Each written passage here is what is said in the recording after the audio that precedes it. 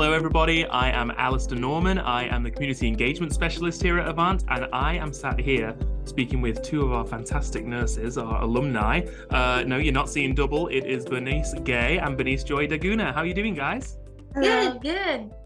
Can you guys share with us a little bit about your background, what inspired you to a career in nursing? So I'm Bernice Gay. I'm one of the three siblings. So we have a elder sister. She's 9 years older than us. She's also a nurse.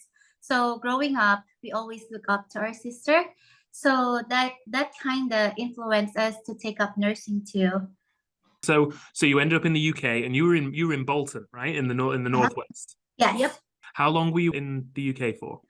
Me, I think it's around 3.5 years because I went there like 6 months earlier than her. Yeah. So for me, it's like roughly 3 years. 3 years. Then how did the idea of relocating to the US come about? So it's one of our dreams before, but it's really like far-fetched. Like, oh, we can go to the US, but how? Because we're gonna need sponsors for that, and we don't know anyone, and we don't have money. We don't have money, and we don't have like very very close relatives to help us with that.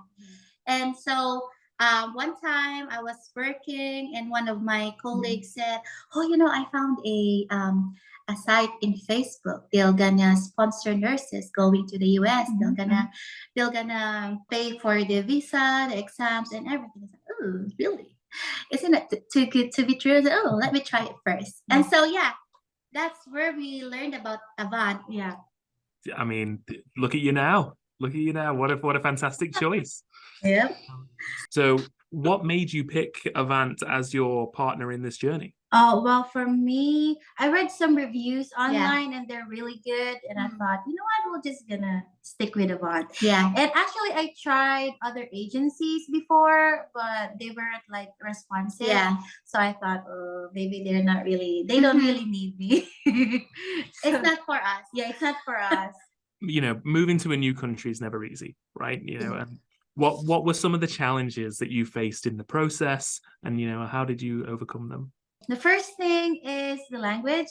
When I first moved in the UK, because in the Philippines we're used to hearing like American English, and then there's like British English, and they have different accent, and they talk too fast, and I was like always lost all the time. And like I don't know. I feel like people there think that I don't know anything because I was just observing them.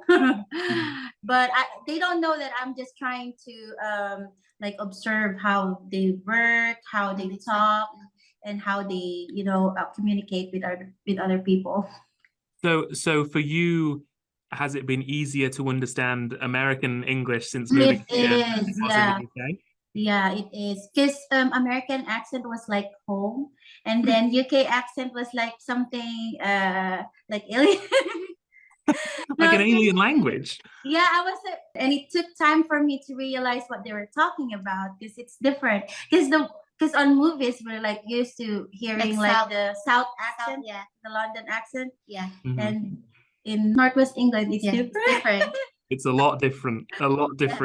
You're in a very difficult spot for the accent. So that's What other challenges do you think that you faced in moving to the US? Oh, first off is the transport, because we're not really like drivers. Yeah. I mean, we tried to do our license in the UK, but it's different side of the road, different rules. Yeah. But it works out fine. I mean, it's easy. Just practice. Yeah, practice. Believe in yourself that you can drive. Totally. I was the exact same thing. When I was in the UK, I was terrified of driving. Terrified. Because the roads are so narrow. Yeah. They're so small. And it helps too that our instructors before that Avant provided, really good teachers. The one in Florida, and they're so they made us comfortable driving. Yeah. So since moving to the US, how have your careers evolved? So for me, when I came here, it's like open a door of opportunities. So for us, all our nurses, there's like a lot of you have only one certification, but you can have like other roles in the future. Like you can become a registered nurse first assist. So for me, I've already obtained my CNOR, and I was thinking if I can do like job for probably nursing education probably in the future, or probably a registered nurse first assist. So yeah, it's just opened a lot of opportunities. It's endless. For me, for the care wise, I feel like I've been doing more for my patients. I mean, I can give my 100%. I feel happy going home because I feel in myself that I gave my best, and It's also less anxiety. less anxiety because we don't have to do the manual checking of medicine. We have the barcode ones. So I'm sure that I gave the right medication to the right patient. And also in the future, I can, study maybe, but maybe not. We're still deciding on that one. It Yeah, sounds like. yeah. So what other differences did you notice in, nursing practice between the US and the UK? Well, for me, because I work in the floor, I would say most of the equipment that we use are almost the same. How we assess patient, how we like interact with them, it's just the same in the UK. Yeah, for the operating room, yes, they're both in a Western country, but they're entirely different world for us. Yeah. One universal thing in our specialty is the sterile technique. That's one thing universal. But in both countries, they practice it differently.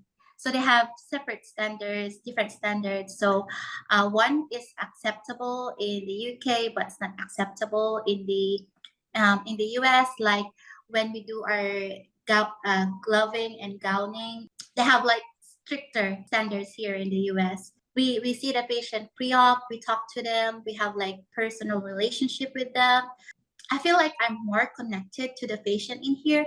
I feel like I made a difference with their care too. Absolutely. You can see the lives being changed in front of you. Yeah. That's fantastic. So that was a bit about work. So then there's a whole other side of life outside of work, right? There's the whole new culture to adapt to and everything like that. It's exciting and challenging at the same time, right? So can you share, have there been any interesting cultural experiences and, adjusting to this new environment? What I can say is the culture here and in the Philippines is kind of the same, similar. So, well, I just meet more families here with their patients. And we've talked about the accent. Do you feel your English is changing a little bit? Because yeah, I think I lost it already. Because before they will be like, "Oh, you sound like you sound so British." I was like, "Huh? This is how I talk, though." You know what? One thing I've observed the use of ma'am and sir. Yeah. Yes. Yeah. There, people in the UK will be like, "Don't call me that." So my patients, I call them by their first name, and I really like it because I feel like it's more personal. Yeah. But it's here, I feel like people wants to be like maybe more respected. Yes. So they like to be called ma'am and sir. And how has this journey impacted your family back in the Philippines? How do you stay connected with them? Well, we always call my aunt and my mom. And I've been sending my mom her budget. Sending money home is a really big part of it, and you're able to do that here. Yep. We can all give more now. Yeah. Brilliant. That's even better. Yeah, everything is get paid, like the overtime, weekend, the night. I have like bonus. Yeah, on top of those. and bonuses, so we can spare more to give back to our family. Yeah. Perfect. Everybody wins. Yep. All right.